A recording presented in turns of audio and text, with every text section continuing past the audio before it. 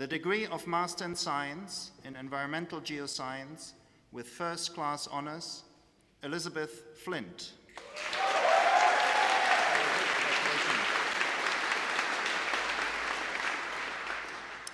Thomas Kibblewhite.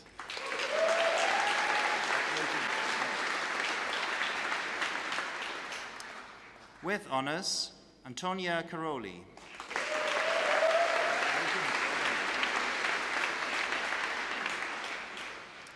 Adam Rinsdale.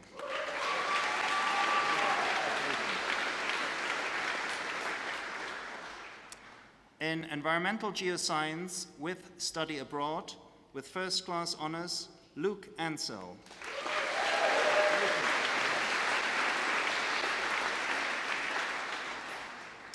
With honors, Hayden Thomas.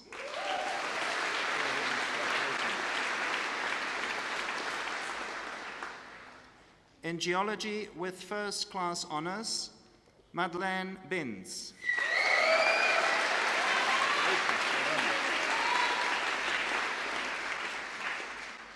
Stanley Tseu Yip.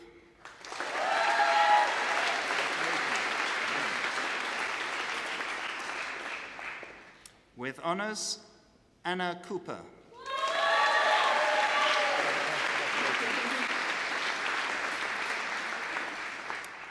Beth Garner.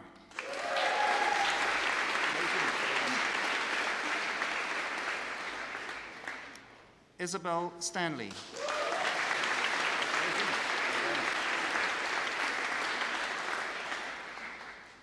In Geology with Study Abroad, with first-class honors, Cameron Levsley.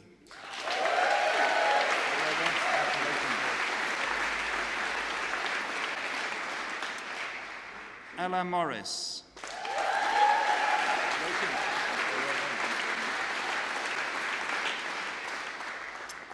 With honors, Jack Cooper.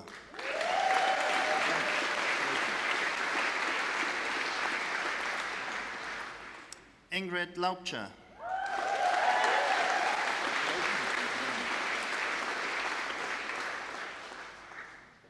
Jonathan Popley.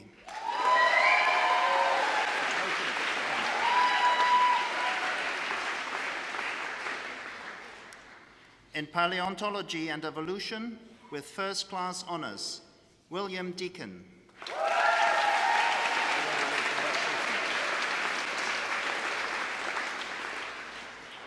Joseph Sunderland.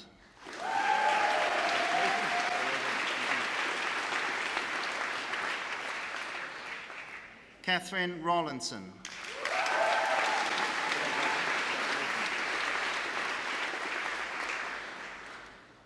With honors, Emily Green.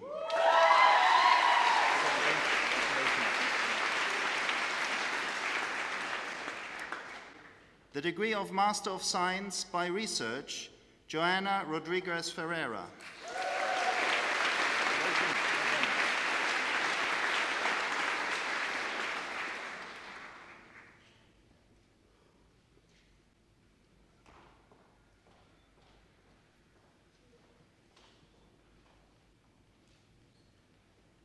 The degree of Doctor of Philosophy, Dr. Francis Dunn.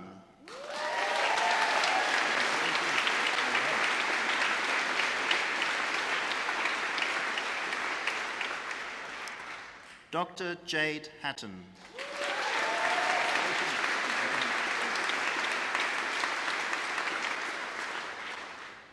Dr. Richard Kelly.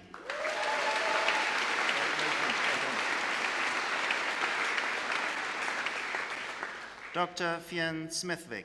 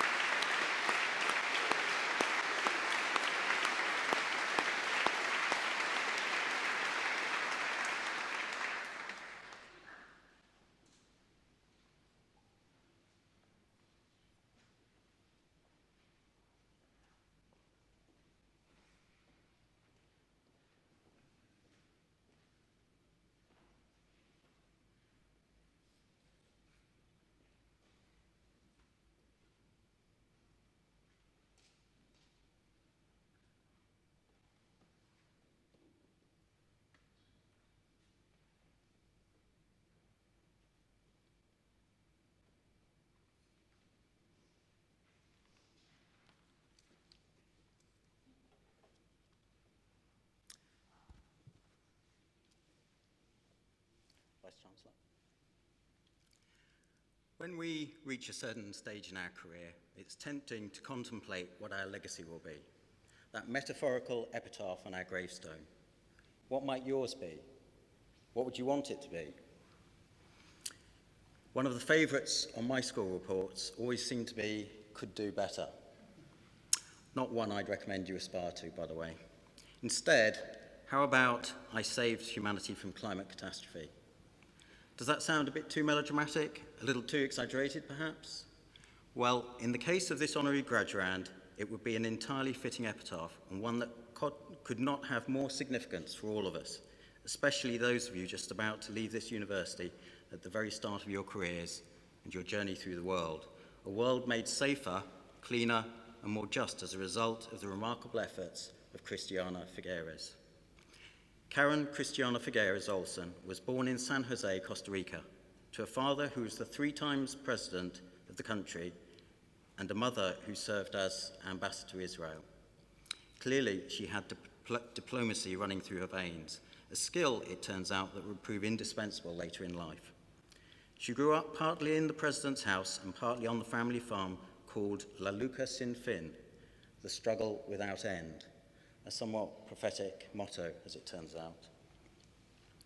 While at school, she learned to speak fluent German and went on to study anthropology at Swarthmore College, Pennsylvania. She then spent a year with an indigenous people who inhabit the Talamanca Mountains of Costa Rica, developing a culturally sensitive literacy program that was used for many years afterwards. After that, she came to the London School of Economics to complete a master's in social anthropology and then spent time in Germany and the US working in various public service roles. In 1995, she embarked on her mission to save humanity from themselves as Costa Rica's representative to the United Nations Framework Convention on Climate Change, or UNFCCC. At the same time, she also became the founding executive director of the Center for Sustainable Development in the Americas. Over the succeeding 15 years, her diplomatic skills, and in particular, her ability to connect with politicians and hardened negotiators at a human level, placed her in a unique position to make the vital breakthrough that had eluded world leaders to that point. The UNFCCC organises annual gatherings. These are called Conference of the Parties, or COPs, and these are to negotiate the terms of climate action. In 2009, the world held its breath over the crucial 11th hour negotiations at COP15 in Copenhagen. The future of the planet and everyone on it depended on a successful treaty emerging. Well, that didn't happen. And negotiations broke down, leading to recrimination and bitter disappointment from many involved. Someone had to pick up the pieces of an entirely broken negotiation strategy. That someone was Christiana, who became Executive Secretary of the UNFCCC in 2010. Now, if you think that whoever follows Theresa May into number 10 has a challenging task delivering Brexit, just imagine multiplying that challenge by 195 nations, and you get a feel for what Christiana was embarking on. Many considered it an impossible challenge. On a wall in her office in Bonn, Christiana had a framed maxim that read, "Impossible is not a fact, it's an attitude." Now that's a motto worth remembering because she actually proved it to be true. Just 5 years later, at COP21 in Paris, Christiana achieved the deal of the millennium, a deal even Donald Trump would have admired for its courage, vision, and improbability.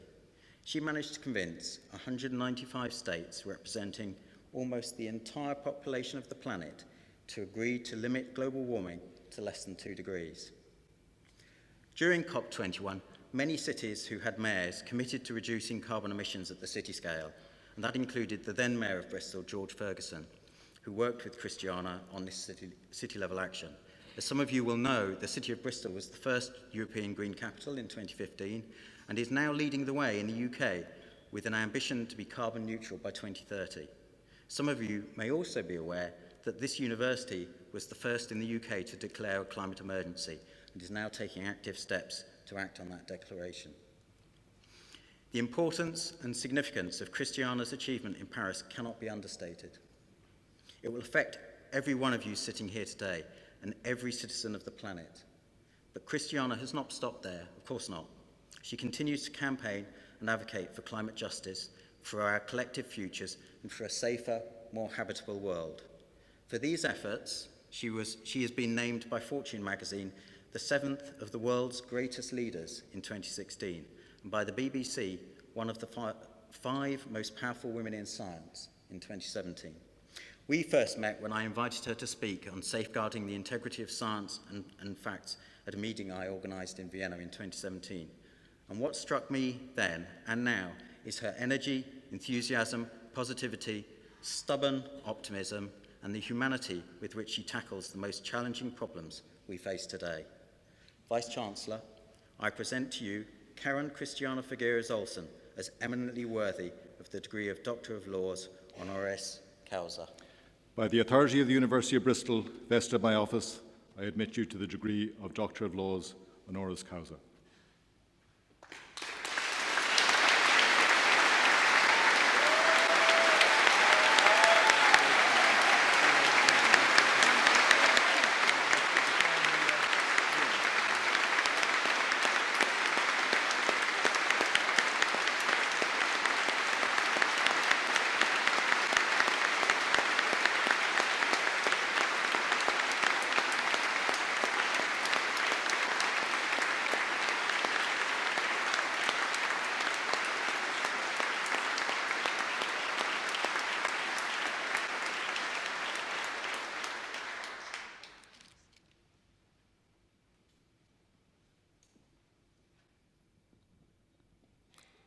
I thought British people were actually quite contained in their opinions.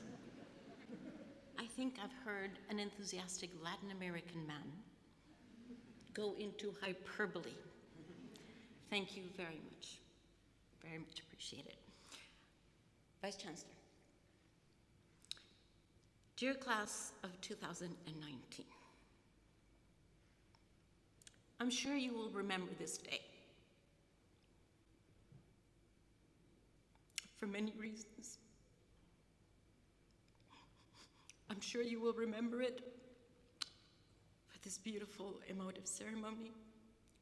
I'm sure you will remember it because you were surrounded by family, friends, professors who supported you.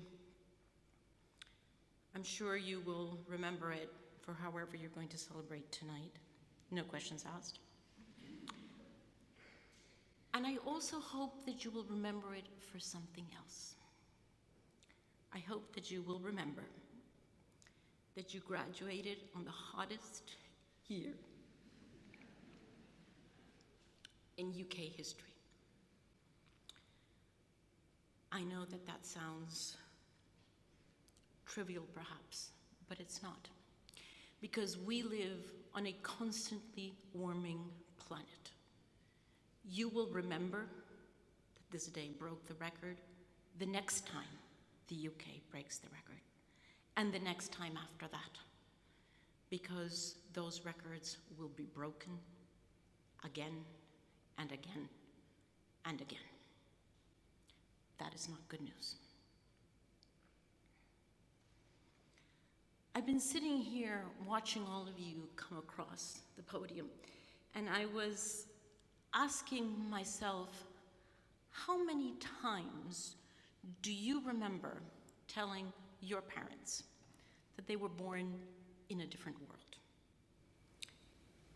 You probably remember having said that once. If I ask your parents, they will probably remember many more times than once. And many of the things that you said to your parents as you have marched through your life and coming to this day, many of them were right and many of them were wrong. On this one, you are absolutely right. Your parents were definitely born in a different world.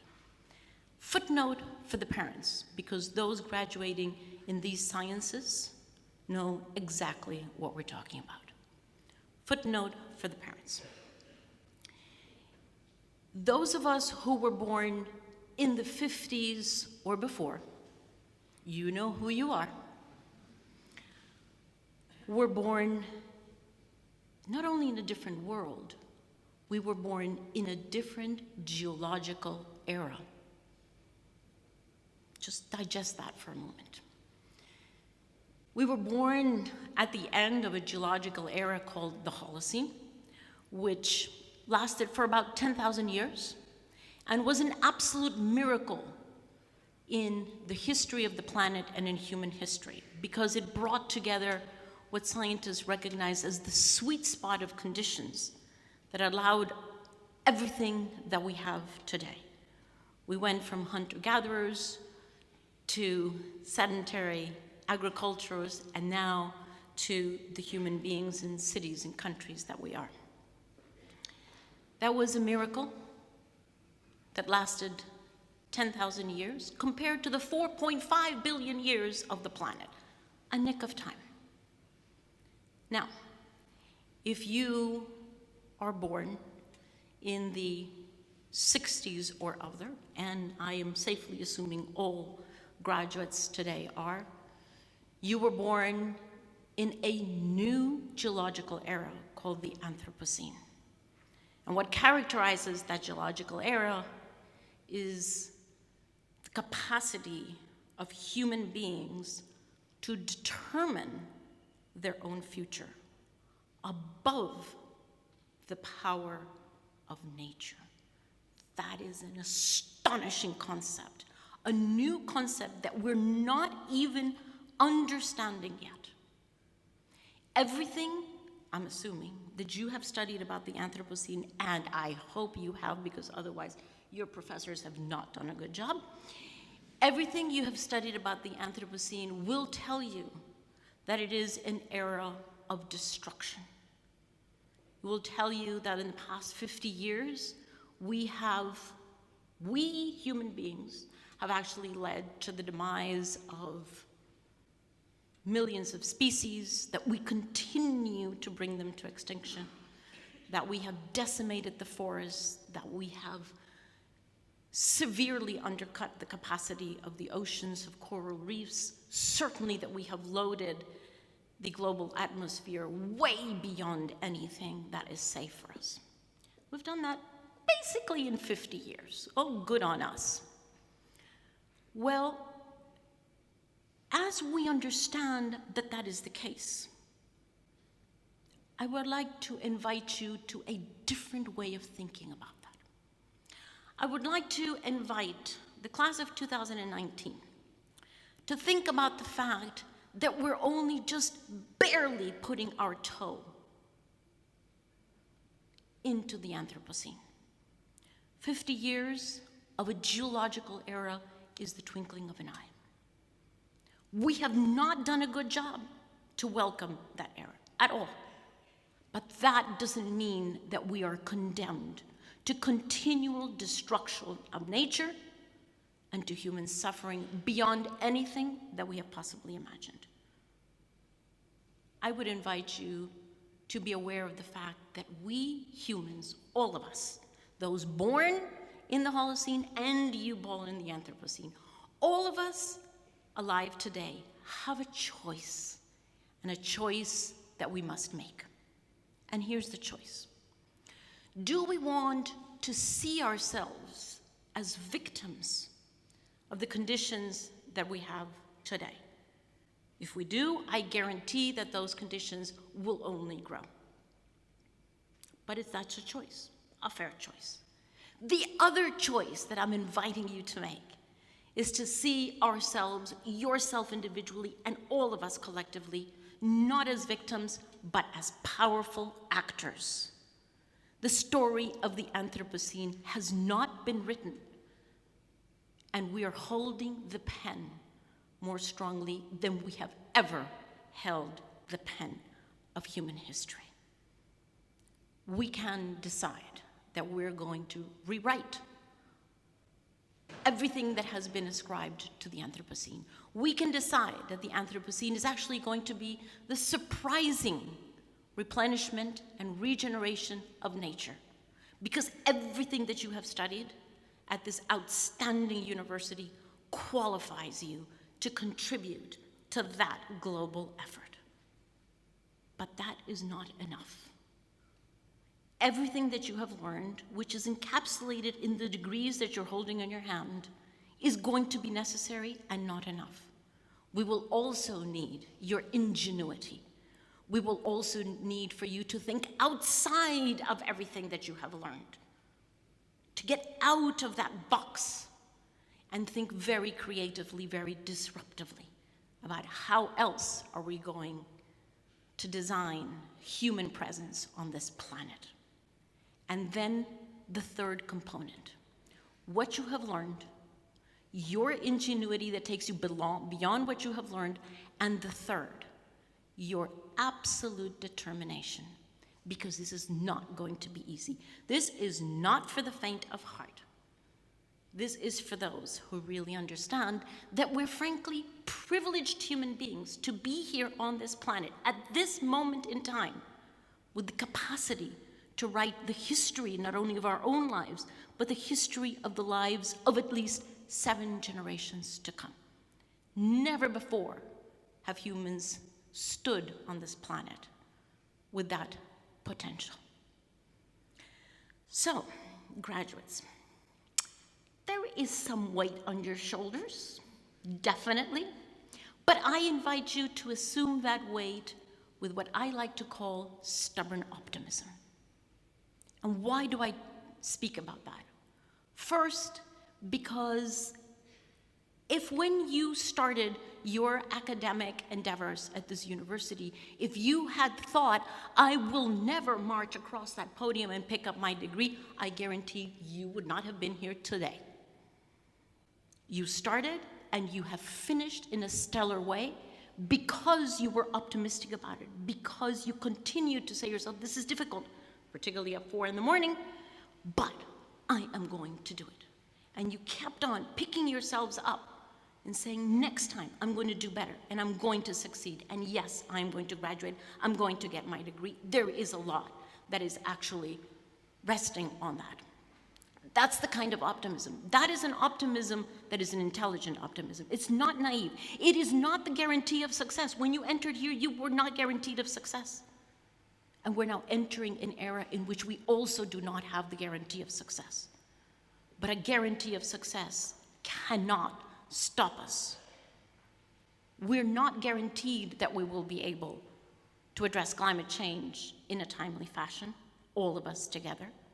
But failure is unthinkable, and therefore, we must approach this challenge with the intelligent optimism that makes us motivated to contribute to the greatest global effort that ever was.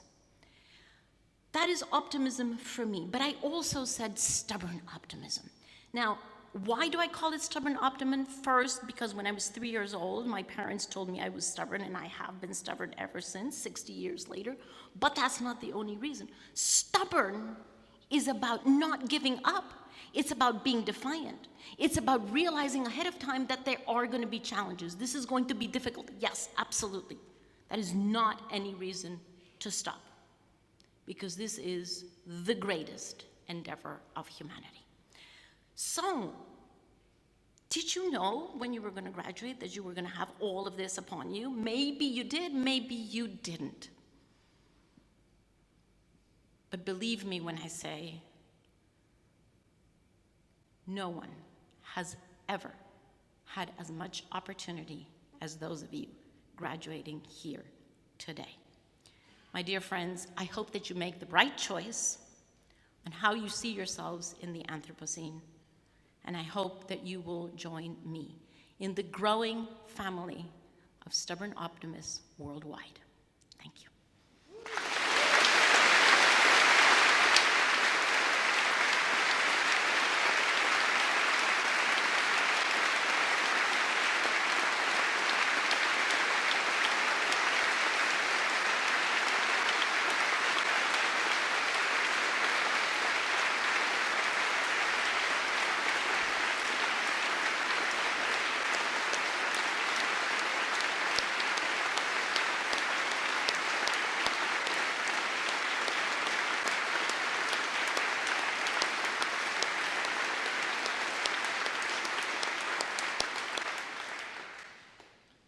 Thank you, Christiana, for those inspiring words, for your inspiring leadership, and for the challenge that you've set out for us. Congratulations to our new graduates. All of us on the platform are so aware of the time, the many hours that you've invested, lecture theatres, seminar rooms, laboratories, field trips, all towards this day. So you've really worked for your success, you've earned it, and we're very proud of you. I hope you've also enjoyed your Bristol experience. It certainly sounded today as if you had. William Butler Yeats is often quoted as having said that education is not just the filling of a pail, but the lighting of a fire. And we hope that you will use the knowledge and skills that you've acquired at the university, not just in your careers, but if used, they should really, the love of learning and of research and of exploration that you have gained at the university should enrich every aspect of your life over the years ahead. It falls for me to close the ceremony, and I'm going to be brief. It would be very unwise, I think, to keep you from your celebrations for much longer. You're also visibly wilting. But I do, just in closing, have three requests. First, I'd hope you would be the first to agree that a degree from the University of Bristol is a badge of excellence, recognized as such across the globe because of the quality of your lecturers, your professors, your supervisors. International experts in their area of scholarship, constantly pushing back the frontiers of knowledge through their research and deeply committed to their research or to their teaching mission.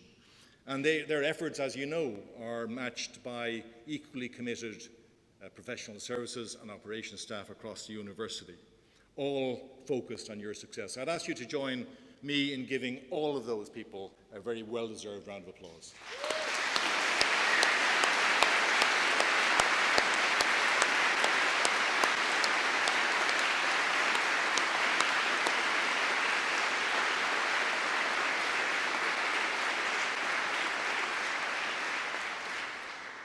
My second request, I suspect that in the vast majority of cases, your success was more likely a team effort.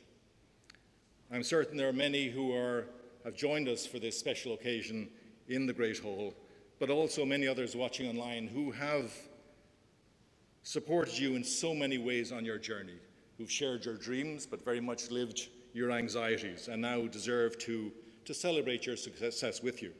And I'd like to take a moment for us to acknowledge those efforts. And we have a tradition. I'm going to ask you to stand and face those individuals and give them a very well-deserved round of applause.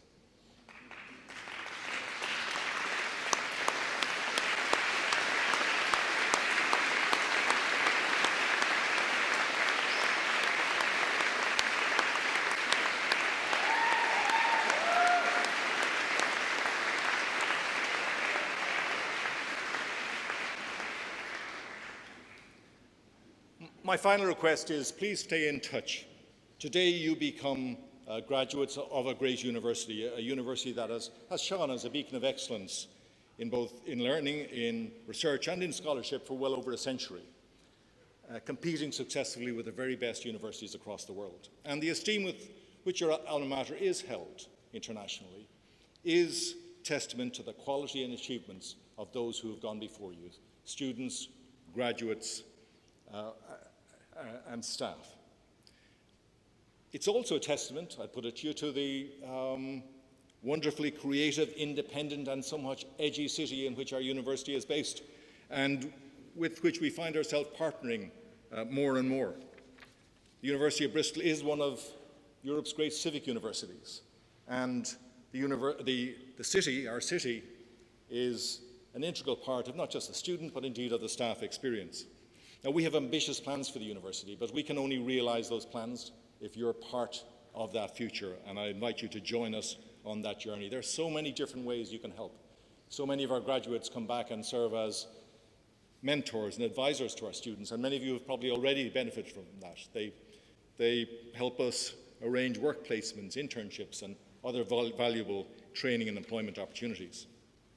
They support our sports clubs, our academic societies, our halls of residence associations.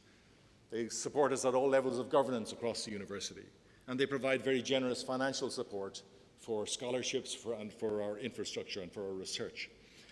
But perhaps more than anything, I'd urge you to serve as ambassadors for your alma mater. Today you join the ranks of literally tens of thousands of Bristol alumni across the globe who, on a daily basis, serve as ambassadors for the university through the values they hold, their words, their actions, the way they conduct themselves in life and in work, and the fondness and passion that they retain for the University of Bristol. We hope that you'll follow their example. We hope you'll eventually send your children here. That'll happen quicker than you think, believe me. That probably worried some parents. The University of Bristol Alumni Association is not only a fantastic way to stay in touch with your alma mater, but a wonderful way to stay in touch with each other over the decades, and I'd urge you to do so.